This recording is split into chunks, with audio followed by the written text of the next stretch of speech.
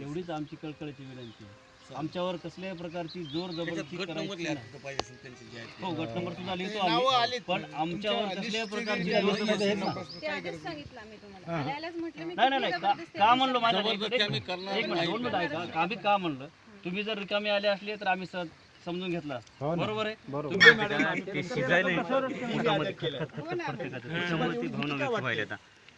आम्ही बघा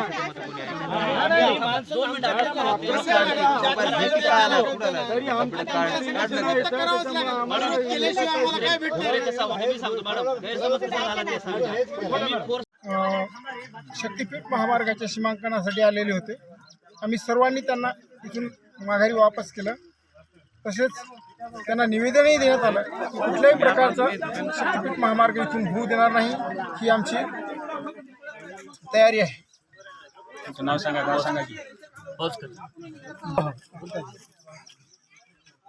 आज या ठिकाणी हा सर्व समुदाय जमलेला आहे. हा स्वतःची जमीन आणि स्वतःचा हक्क मागण्यासाठी जमलेला आहे. शासन किती दिवस झालं आमची कसल्याही प्रकारे शेतकऱ्याची बाजू काय ऐकून घेणार तयार नाही. फक्त आम्हाला कोरडे आश्वासन देते की आम्ही शेतकऱ्याला विचारात घेणार. तर कुठल्या शेतकऱ्याला विचारात घेतलं त्याने पोलीस फोर्स लावून आमच्या शेतामध्ये आज सीमांकन करण्यासाठी आलेले आहेत. तर आम्ही आमची 1 इंच सुद्धा जमीन या शक्तीपीठ महामार्गासाठी देणार नाही हे सरकारला आम्ही ठणकावून सांगतो.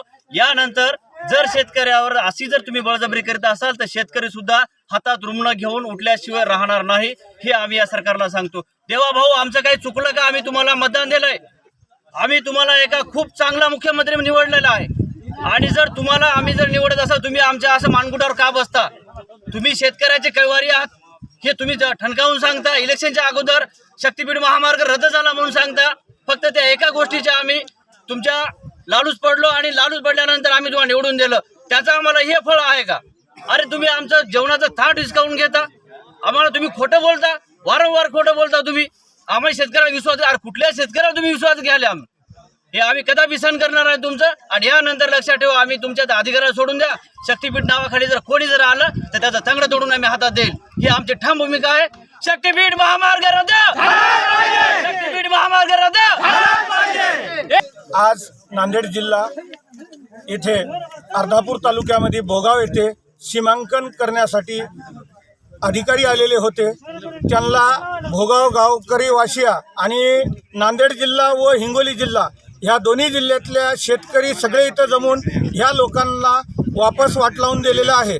आणि सरकारला एकच विनंती आहे, वारंवार सांगून सुद्धा शक्तीपीठ महामार्ग करण्याचा उद्देश कोणासाठी आहे? आमच्या शेतकऱ्याचा एक सुद्धा फायदा नसताना सुद्धा हा शक्तीपीठ महामार्ग कशासाठी करतात?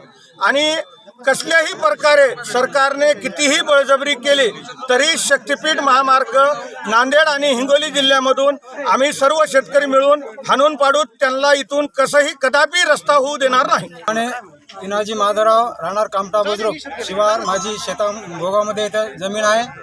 आणि त्या जमिनीच्या मोजणीसाठी सीमांकनासाठी इथे काही कर्मचारी अधिकारी आलेले होते. आम्ही सर्व शेतकरी या ठिकाणी भोगावचे जमलो आहोत आणि त्यांना समजून सांगितलं. आम्ही मागाई त्यांनी असंच सीमांकन करण्यासाठी आले होते. शेतकऱ्यांनी त्यांना विनंती करून सांगितले की बाबा आमच्याशीच एक तुम्ही संवाद साधा, संवाद साधून तुम्हाला काय करायचे ते नंतर ठरवूत आम्ही. पण आमची कोणतीही संमती न घेता तो बळजबरीने या ठिकाणी सीमांकन करतो आणि आमची जमीन, या शेतकऱ्याची जमीन हडप करण्याचा प्रयत्न इथला शासन करत आहे. म्हणून या शासनाला आमची विनंती आहे की आज अल्पसंख्याक शेतकरी आहेत, अल्पभूधारक शेतकरी आहेत, त्यांच्याकडे जास्त जमीन नाही आणि ती जर जमीन त्यांच्या हातून गेली तर मग त्यांना करायचं काय?